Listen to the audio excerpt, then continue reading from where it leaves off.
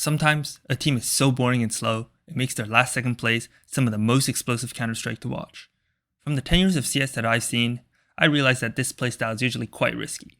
Running down the clock makes the enemy have less utility when you actually go for a site take, but it also means any resistance from the opponent can cause you to get fucked. I'm sure Nico and Kerrigan still remembers this one. Stewie's on his own, but look at the time! Look at the time, there's 7 seconds to got the bomb!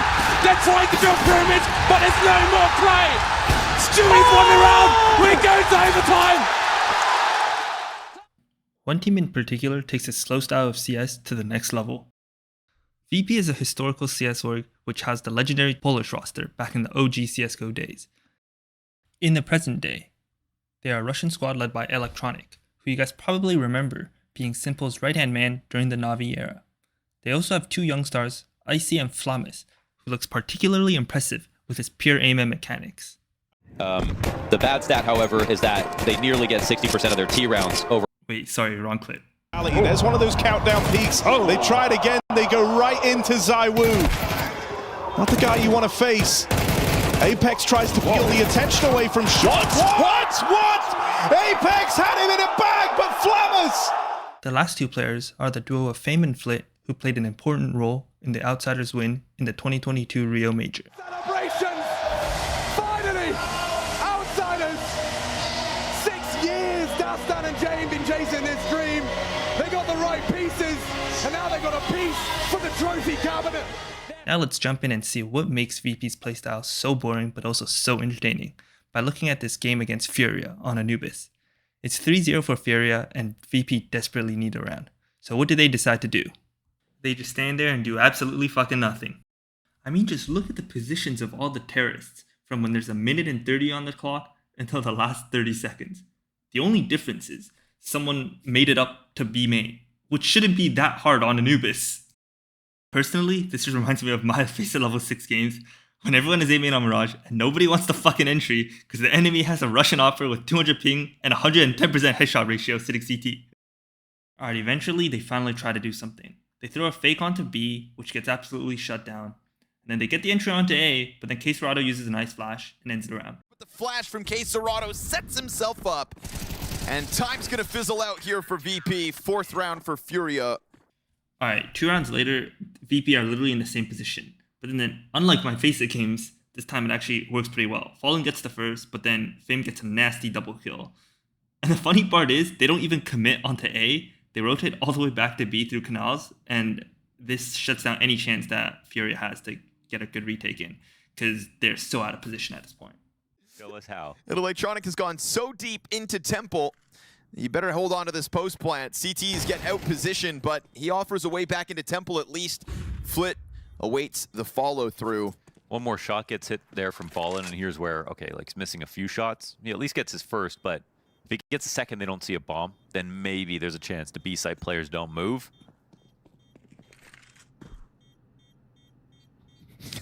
It's gotta be so frustrating to play against VP. Yeah, man.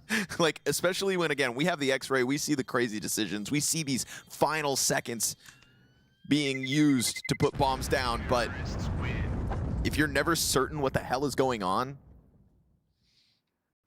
like fighting ghosts, Virtus Pro, they pull it off. That's 2 consecutive rounds now. This ghost hunt continues on throughout the game. In round 8, VP falls into a 1-player deficit after an early round brawl. Guess what they decide to do next?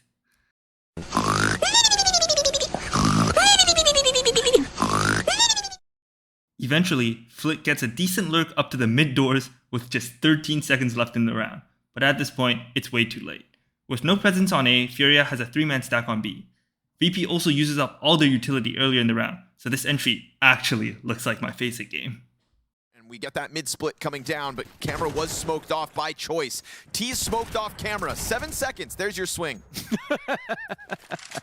Cool. Very cool. Bro. All right. Nice try. The next round, VP are only able to get a half buy with 3 rifles and Icy on a Glock. Their slow playstyle actually works, since Furia gets a little too impatient.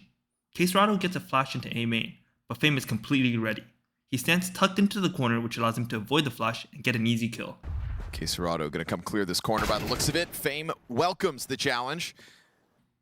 Yuri responds with a double kill on Flit and Electronic to equalize. But then, Flamus comes in huge with a crazy triple kill. Flamus. That's gonna open up Cello to go for the swing. Flamus gets a third! Okay. Unleashed on this B bomb site through smoke. He catches two. Obviously, I think Flamus has really cracked aim here, but this play is only allowed to happen because Furia gets a little too impatient. Look at the minimap. Icy turns around since he hears Cello running down mid instead of walking. This information gets relayed to Flamus, allowing him to quickly turn around and destroy Cello. The best part is, VP doesn't even commit to the site and rotate all the way back to A, leaving Fallen no chance to have an attempt at the 1v3. However, for every VP masterclass comes a VP disaster class. After the nice half-buy win, VP does not play with any extra confidence and do what they do best.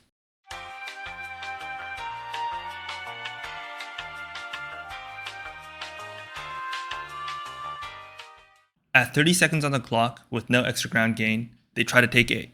It starts off bad with a nice shot from Fallen's op. All of a sudden, Fame gets a crazy triple kill entry. Confirming more presence out here. Cacerado's actually the one that gets stuffed. Triple here from Fame. Oh, he got two in the back first. VP closes out the round with an easy site hold. Just kidding, they forgot the fucking bomb outside. Cacerado, Cello follows up on the Opper. Bomb is outside of the site, and that is it. God. Are you serious? Come on, man. Can't watch this. I mean, this actually looks like my face of games, when my whole team decides to play hot potato with the bomb in T-spawn, since everyone just wants to run onto the site, and nobody wants the responsibility to plant the fucking bomb. VP ended the half with 5 rounds on the T side, but still won the game with a nice comeback on CT. Even though VP's T side looked bad at times, I think the underlying fundamentals they are following are very important. Overall, there are 3 major takeaways from this match that you can apply to win more Anubis T side rounds. Obviously, save yourself enough time for a site take. You don't want your games to look like my FACEIT games. I think 30 to 45 seconds is a safe call, since it gives your team more space to work with in case something goes wrong. But also, remember the round where VP won with a half buy? Yeah, sometimes patience can get you free kills. If a pro team like Furia is even getting too impatient, I'm sure little Timmy on the opposing team might just blindly run down mid too. Lastly, remember that the canals make rotations between sites on the T side very, very fast. All you need is one teammate making sure the CTs can't reach the window overlooking the canals. With the mid control, you can throw fakes on either site in order to catch the CTs off guard. When you get an entry kill like Fame, let the CTs panic while you guys rotate to the other site. This allows for easy post-plant situations where the CTs are confused and late to a retake. Alright, that's all I have for this video. Hopefully the stuff you learned can help you win some extra elo.